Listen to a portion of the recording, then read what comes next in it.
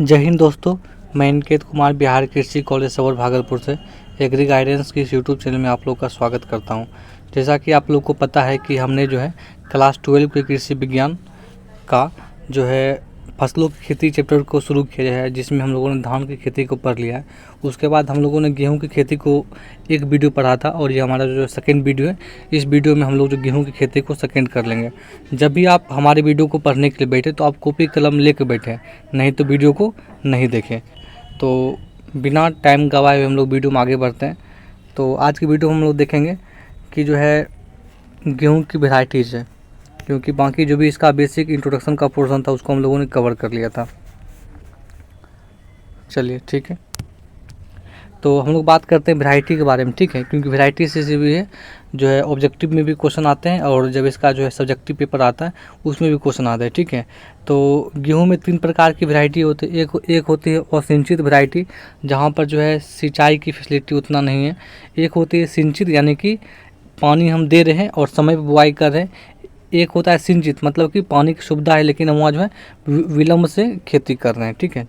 तो हम बात करते हैं कि अलग अलग जो है प्रभेद के लिए, ठीक है, अलग अलग जो है स्टेज के लिए उसमें क्या क्या जो है वैरायटी आती है।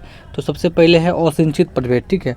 असिंचित प्रभेद में C306, HD 2888, BRW 3722, इसी का दूसरा नाम है सबौर निर्जल, ठीक है। जो भी आप वैरायटी यहाँ पर देख रहे हैं लगभग जो है मोटा मोटी सभी वैरायटी जो है बिहार कृषि विश्वविद्यालय सबौर भागलपुर से ही विकसित है, जहाँ मैं अभी पढ़ रहा हूँ, ठीक है। और जब जो है रबी फसल का जब समय आएगा तो मैं एक वीडियो बना के भी आप लोगों को दिखा दूंगा कि ये जो भी वैरायटी आप लोग पढ़ रहे हैं वहाँ पर हम लोग के खेत में जो वहाँ खेत होता है वहाँ पर ये सभी वैरायटी अभी लगती हैं। तो आप लोग इन सभी वैरायटी का अगर आप इतना नाम याद कर लीजिएगा तो आपको ज़िंदगी में कहीं भी वैरायटी में आपको दिक्कत नहीं होगा। अगर हम बात करें कि सिंचित समय पर बुआई, तो इसमें C307, HD 2733, BRW 3708, इसको बोलते हैं सबौर समृद्धि, ठीक है।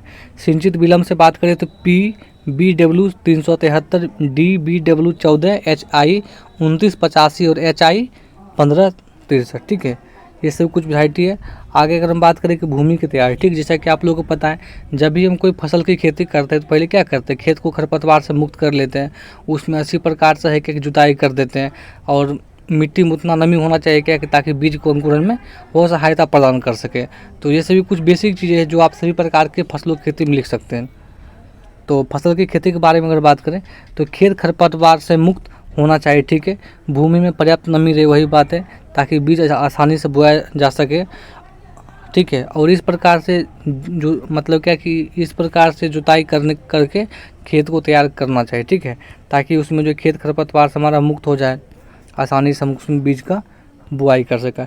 जब भी हम बीज की बुआई करते तो बीज को बीजोपचारित करते थे, ठीक है, फंगीसाइड से। तो यहाँ फंगीसाइड का नाम है वीटावेक्स या थीरम, ठीक है। अगर आप लोग इंग्लिश में लिखते हैं तो ज़्यादा इसको अच्छा है। कितना देते हैं, 2.5 ग्राम पर केजी ऑफ सीड, मतलब 1 केजी अगर बीज लेते तो उसमें 2.5 ग्राम बेबीस्टिन या वीटावेक्स, जो भी ये बेबीस्टिन या थीरम जो भी आपके पास है उसका उपयोग करते हैं। आगे हम बात करते हैं पंक्ति से पंक्ति की दूरी, बहुत ही इंपॉर्टेंट है ये क्वेश्चन जो है, आगे भी एग्जाम आता है, ठीक है। समय पर बुआई की बात करें तो 20 से 22.5 सेंटीमीटर, ठीक है।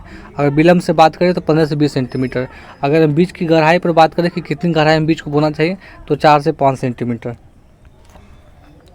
उसके बाद है कि गेहूं की बुआई, तो गेहूं की बुआई मुख्य रूप से क्या है, छिटकावा, मतलब कि खेत में जाके जब खेत में जो है खेत की जब है कि जुताई होती है, जब पाटा चलाकर खेत को हम प्लेन कर देते हैं तो उसको हाथ से जो है क्या कि फार्मर जो कल्टीवेटर या ट्रैक्टर के पीछे छींट कर पूरे खेत में जो है बीज की बुआई कर देते हैं। एक होता है सीड ड्रिल, ठीक है। कभी कभी एग्जाम में क्वेश्चन भी आते हैं कि सीड ड्रिल का मुख्य उपयोग क्या है, तो सीड ड्रिल का उपयोग कहाँ करते हैं, बीज की बुआई में, ठीक है। और अभी एक मॉडर्न टेक्निक आया है जीरो टिलेज, ठीक है। जीरो टिलेज के बारे में अगर हम थोड़ा सा बात करें, जैसे कि अगर मान लेते हैं हमारा पूरा खेत है, ठीक है, तो जब भी हम खेत में कोई फसल की बुआई करते हैं तो हम पूरे खेत में फसल को नहीं बोते हैं, कुछ निश्चित दूरी होता है ना कि पौधा से पौधा की दूरी और पंक्ति से पंक्ति की दूरी, ठीक है। तो हम क्या करते हैं कि केवल पंक्ति को, ठीक है, केवल पंक्ति को हम, जैसे कि अगर इस पंक्ति में अगर हमको खेती करना है तो इस पंक्ति में ब्लेड लगा होता है, ठीक है, जीरो टिलेज मशीन के पीछे। तो इस प्रकार से वो ब्लेड क्या करता है, मिट्टी को चीर देता है और पीछे में क्या होता है, एक पाइप से बीज गिरता है और एक पाइप से जो है उसमें खाद और उर्वरक गिरता है उसके पीछे, ठीक है। तो इस प्रकार से क्या हुआ कि हमने जो है क्या है, जीरो टिलेज मतलब क्या है कि किसी प्रकार के खेत को मिट्टी को नहीं पलटते हैं। इसके बारे में आप लोग को जो किताब है उसमें डिटेल्स दिया होगा, आप लोग वहाँ से भी जाके पढ़ सकते हैं। आगे हम बात करें उर्वरक की मात्रा, तो सिंचित दशा में है 120, 60, 40 kg NPK पर हेक्टेयर। अगर हम बात करें असिंचित दशा में तो 60, 30, 20 kg पर हेक्टेयर, ठीक है, NPK पर हेक्टेयर। आगे हम बात करें गेहूं की क्रांतिक अवस्था, ठीक है, यानी कि किस किस स्टेज में गेहूं के जो है गेहूं खेत में पानी पटाना चाहिए। तो गेहूं की फसल में जो बिहार में बात करें तो 3 से 4 है कि सिंचाई की आवश्यकता होती है। ऐसे तो 6 है टोटल, लेकिन जो आप लोग का जो किताब उसमें 4 ही पढ़ना है। तो अगर हम बात करें, अगर हमको एक सिंचाई यानी कि एक बार पानी पटाना है तो हम कब देंगे, CRI का फुल फॉर्म क्या होता है, क्राउन रूट इनिशिएशन, शीर्ष जड़ें निकलना।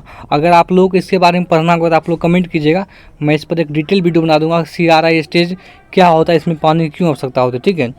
यह कब आता है, 20 से 25 दिन के बाद, ठीक है। अगर हमको 2 बार पानी पटाना तो एक बार पटाएंगे CRI स्टेज पर, एक बार पटाएंगे बाली निकलने पर, यानी कि एक बार पटाएंगे 20 से 25 दिन पर, एक बार पटाएंगे 80 से 85 दिन पर।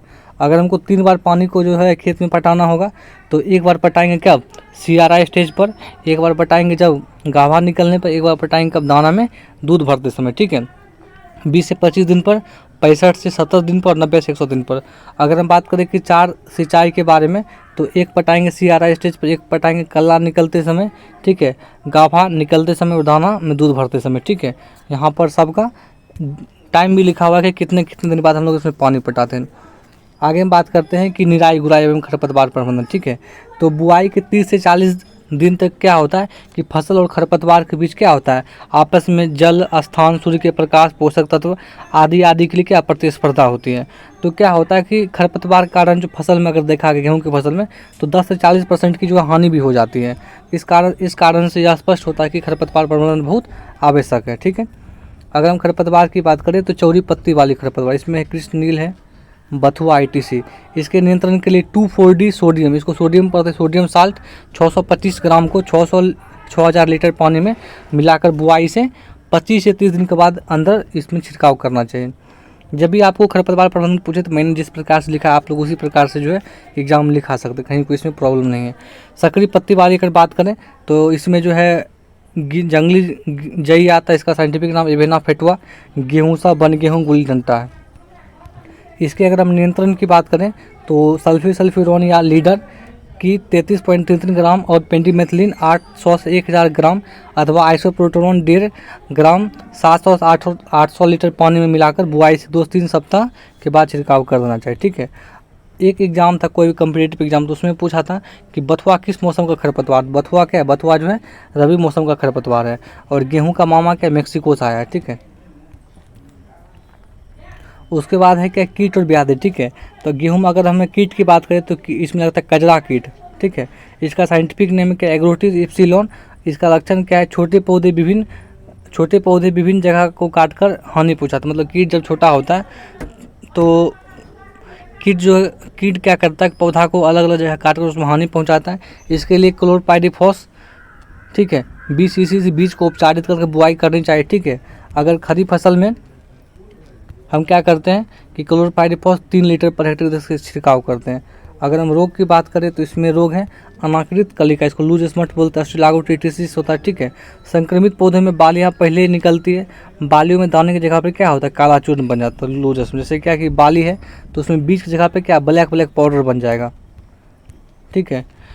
इसके लिए क्या करते हैं, बीज को धूप में सुखाना चाहिए, वीटावैक्स या बेबिस्टिन से बीज को उपचारित करना चाहिए, ठीक है। आगे हम बात करते हैं कटाई और दौनी के बारे में। तो फसल पकने पर सुबह के समय ही कटाई करनी चाहिए। आप लोग देखते भी होंगे गांव में कि कटाई हमेशा कब होता है, सुबह के समय में करते हैं, ठीक है। और कटाई के उपरांत जल ही दौनी कर बीज को अलग कर लेना चाहिए, ठीक। नहीं तो क्या होता है, बीज जो है गेहूं के जो फसल होता है उससे अलग होने लगता है। भंडारण की बात करूँ तो इसमें सबसे इम्पोर्टेंट वो है कि कितना % मॉइस्चर होना चाहिए, ठीक है। तो गेहूँ का भंडारण करते समय 10 से 12% अधिक मॉइस्चर नहीं होना चाहिए। तो इस वीडियो में इतना ही। अगर ये वीडियो आप लोगों को पसंद आया होगा तो इस वीडियो को लाइक भी कर दीजिए। तो वीडियो को देखने के लिए बहुत बहुत धन्यवाद।